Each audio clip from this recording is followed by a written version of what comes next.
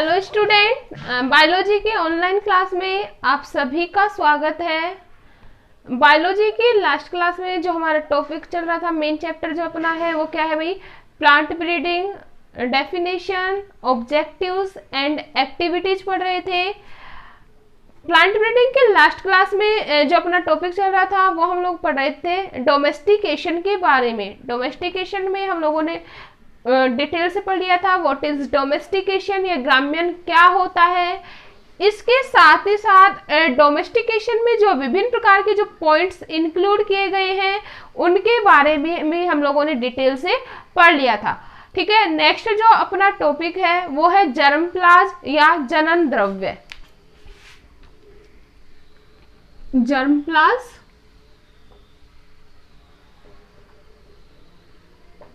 हिंदी में बोलते हैं जनन द्रव्य। We all know that student, जो प्लांट ब्रीडिंग का मेन ऑब्जेक्ट है वो क्या है?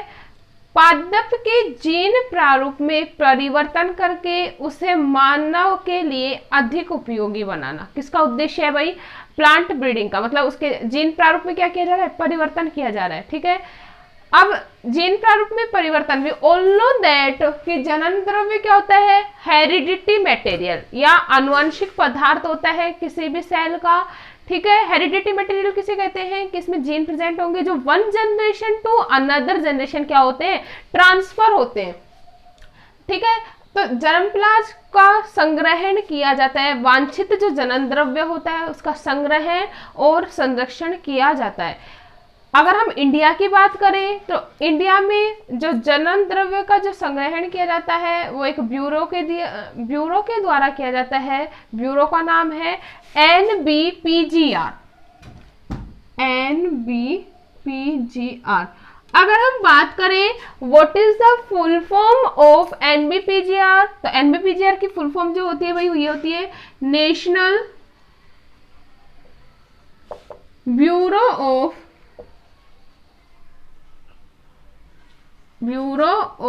Plant and genetic resources. Plant and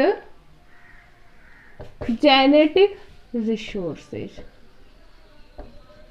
clear है? तो national bureau of plant and genetic resources के द्वारा क्या किया जाता है?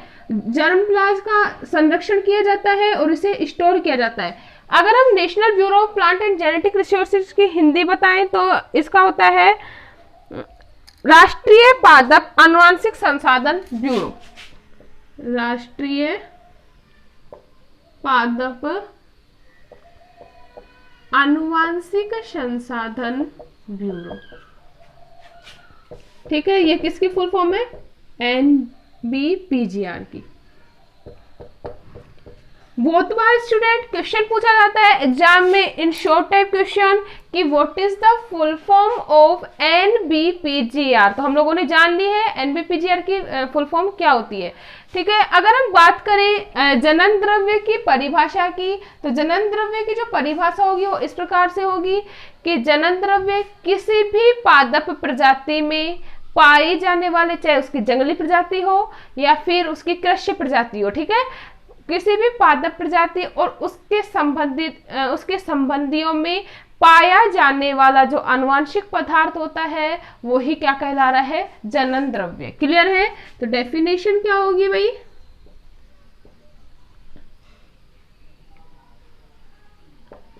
डेफिनेशन की बात करें तो क्या है? किसी फसल की प्रजातियों एवं किसी फसल की प्रजातियों व उनके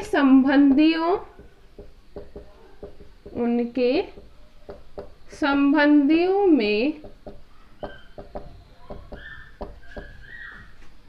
पाए जाने वाले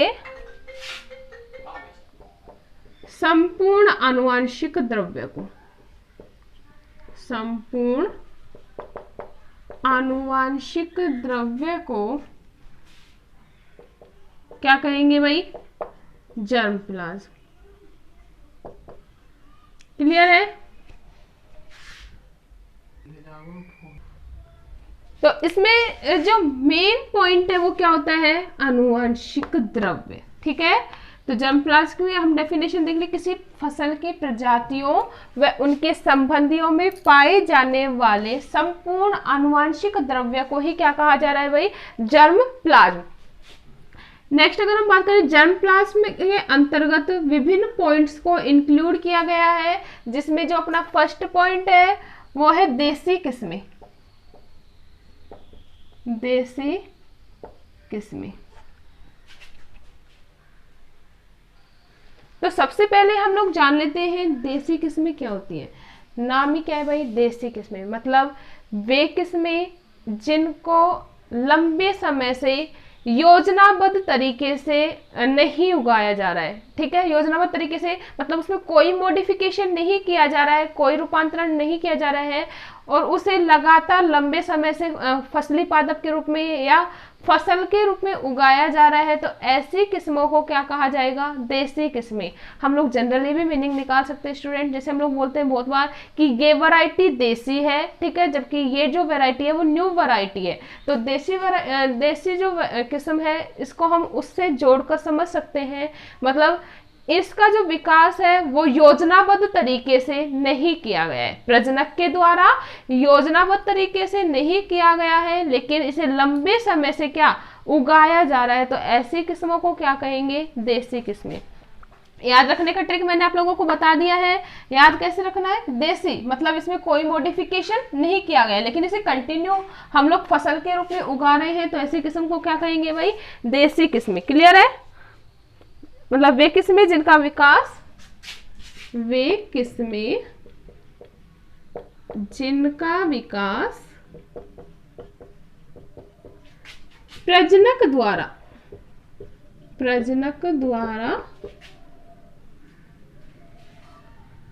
नहीं किया जा रहा है, लेकिन लंबे समय से किसी क्षेत्र में उगाई जा रही है। लंबे समय से किसी क्षेत्र में उगाई जाती हो, ऐसी किस्मों को क्या कहेंगे भाई? देसी किस्में। क्लियर है?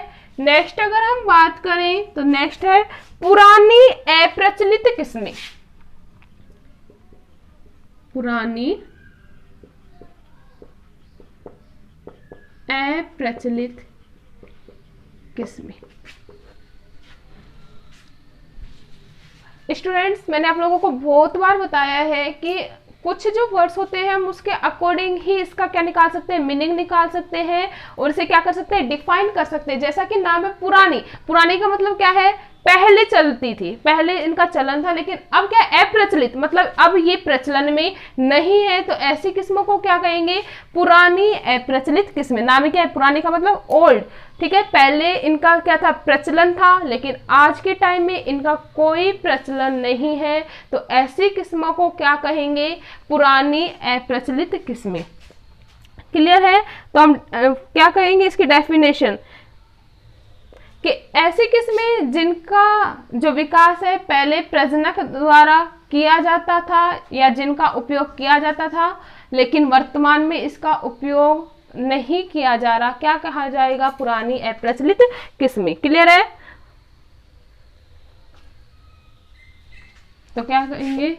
वे किस्में जिनका विकास पहले प्रजनक द्वारा योजनाबद्ध तरीके से किया जाता था, लेकिन वर्तमान में क्या नहीं हो रही? यूज नहीं हो रही। ठीक है, वर्तमान में उपयोग नहीं आ रही, क्या कहलाएंगी भाई? पुरानी अप्रचलित किस्में। क्लियर है? थर्ड अगर हम बात करें तो थर्ड अपना खेती के उपयोग में आ रही किस्म, खेती के उपयोग में आ रही किस्म। नाम ही क्या है? खेती के उपयोग में आ रही किस्म।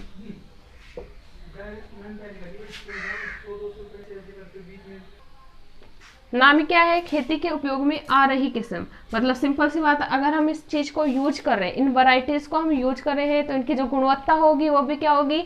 अधिक होगी। इसके द्वारा जो प्रोडक्शन होगा वो भी क्या होगा? ज्यादा होगा। तो सिंपल सी बात है, मतलब ये वे किस्में होती हैं जिनकी जो गुणवत्ता होती है वो भी अधिक होती है और इनके द्वारा जो उपज होती है वो भी ज्यादा होती है। इन किस्मों का उपयोग किसान के द्वारा सीधे खेती में विमोचित करने के लिए किया जाता है। ठीक है, तो कौन सी होगी? खेती के उपयोग में आ रही किस्म। क्लियर है? नेक्स्ट अगर हम बात करें तो वो है प्रजनन लाइनें।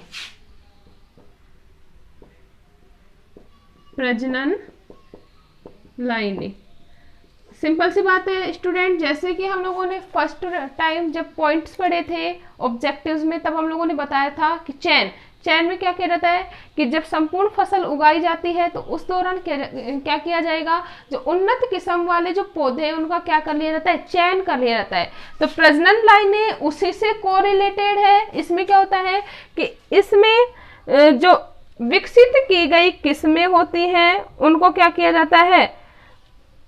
इनमें जो विकसित की गई जो किस्में होती हैं उसमें अच्छे जीनों का संयोजन होता है। क्या होता है? अच्छे जीनों का संयोजन। तो यह एक प्रकार से क्या है?